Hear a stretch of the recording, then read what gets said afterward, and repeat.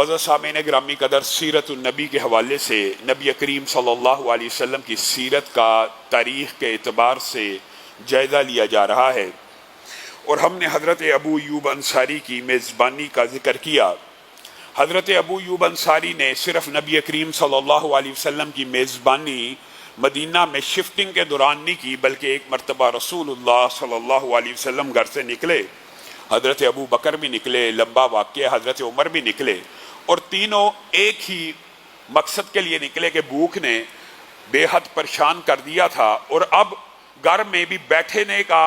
وقت نہیں تھا، اور جتنا صبر یا برداشت تھی وہ جواب دے چکی تھی۔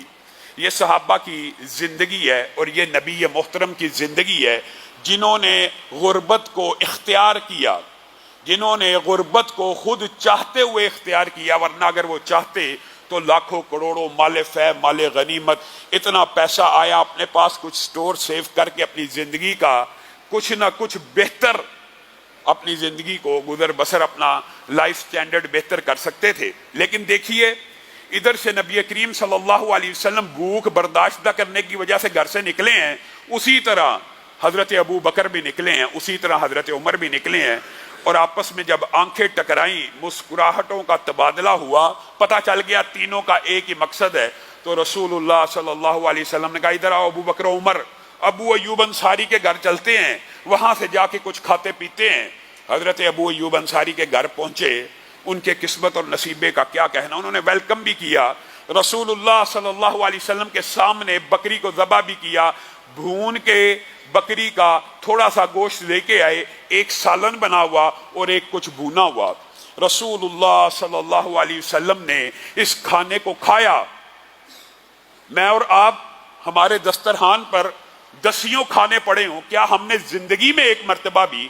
افطاری کی ہے؟ کیسی رمضان میں برکتیں ہوتی ہیں، پورا سال وہ کھانا میسر نہیں ہوتا جو افطاری کے ٹیبل کے اوپر عام بندے کے سامنے بھی اللہ تعالیٰ سجا کے رکھ دیتا ہے۔ کیا اس کھانے کو دیکھ کر کبھی ہماری آنکھوں میں آنسو آئے ہیں؟ یہ نبی ہیں، یہ رسول ہیں، ساتھ ایک صدیق ہے، ساتھ ایک شہید ہے، کتنے عظیم اور جلیل القدر یہ لوگ ہیں، کتنا مبارک اور متبرک قافلہ ہے، آنکھوں سے آنسو ہیں۔ اور الفاظ کے ہیں، ان نعمتوں کے بارے میں کل قیامت کے دن پوچھا جائے گا۔ وہ نعمتیں جو صرف 2 سالنوں کے اوپر مبنی ہیں، میں اور آپ دسیوں سالن، دسیوں کیا 20 اگر ملا لیے جائیں ٹیبل پہ لگے ہوں، پھر بھی منہ سے یہ الفاظ نکلتے ہیں میری یہ والی پسند کی چیز ٹیبل پہ موجود نہیں ہے، گھر والوں کو ڈانٹ ڈپٹ کا سلسلہ شروع ہو جاتا ہے۔ یہ رسول، پیغمبر، صدیق اور شہید اللہ کی بارگاہ میں چند لقمے کھانے کے بعد یہ کہہ رہے ہیں، یہ الفاظ اپنے لیے نہیں تھے، بے شک آپ کے اور میرے لیے تھے، کہ کل قیامت کے دن ان نعمتوں کے بارے میں تم سے پوچھا جائے گا، پھر تم کیا جواب دو گے؟ اور کسی بندے کو بھی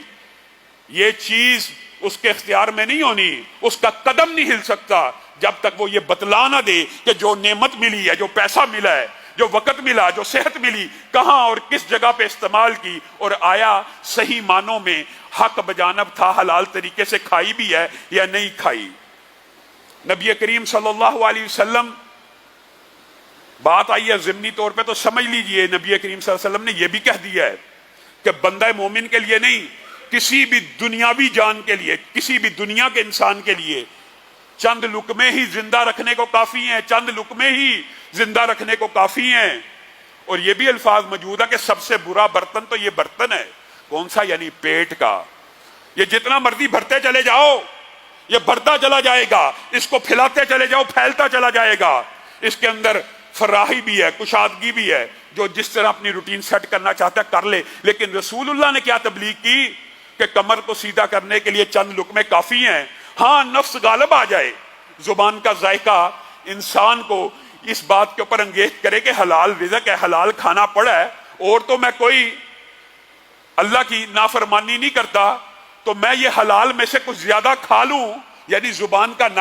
ذائقہ یا نفس اس کے اوپر غالب آ جائے، تو نبی کریم نے یہ بھی کہہ دیا، پھر بھی اس کو یہ چاہیے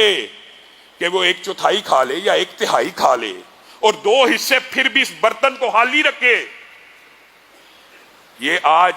عجیب و غریب بسیار خوری کی عادتیں مسلمان کو پڑ گئی۔ بے شک کھانا مباح ہے لیکن اس کے بھی کچھ شرعی آداب ہیں، اس کے بھی کچھ شرعی اصول ہیں، تو نبی کریم صلی اللہ